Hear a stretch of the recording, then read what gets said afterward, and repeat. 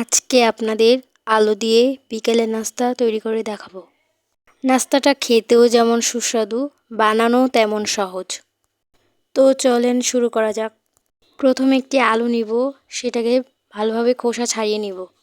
আলুটাকে খুব ভালোভাবে ছুলে নিব, যেন কোনো আশেপাশে খোসা না থাকে। আলু ছোলা হয়ে গেলে একটি ছুরির সাহায্যে আলুটাকে গোল গোল করে কেটে নিব। খুবই পাতলাভাবে কাটবো। আমি এখানে কিছুটা আলু কেটে দেখাচ্ছি।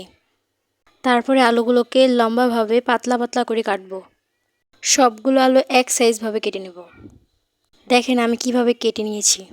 আমি এখানে 2টা আলু কেটে নিয়েছি, আপনারা চাইলে বেশিও নিতে পারেন। তারপরে আলুগুলোকে পানির সাহায্যে হাত দিয়ে ভালোভাবে পরিষ্কার করে তুলে নিব। তারপর আলুগুলোকে শুকনো করার জন্য কিছুক্ষণ রেখে দিব। দেখেন আমি কিভাবে শুকনো করে নিয়েছি।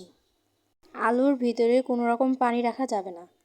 তারপর সামান্য পরিমাণের লবণ, 2 চামচ কর্নফ্লাওয়ার, সামান্য পরিমাণের চাট মশলা, আপনারা চাইলে ম্যাগি মশলাও দিতে পারেন। তারপর সবগুলোকে একসাথে মিক্স করে নিব। মিক্স করা হয়ে গেলে কিছুক্ষণ রেখে দিব। কিছুক্ষণ রাখার ফলে পানি পানি ভাব আসবে। তারপর ওটাকে মুঠো মুঠো করে তেলের ভিতরে ছেড়ে দেব। এভাবে করে আমি 3-4টা তেলের ভিতরে দিয়ে দিয়েছি। প্রথমে হালকা আঁচে ভালোভাবে ওগুলোকে এপিট ওপিট করে ভাজতে হবে, যেন আলুটা সিদ্ধ হয়ে যায়। তারপর লাল লাল করে ভেজে প্লেটে তুলে নিব। হয়ে গেল আলু দিয়ে বিকালের নাস্তা। ভিডিওটি ভালো লাগলে চ্যানেলটি সাবস্ক্রাইব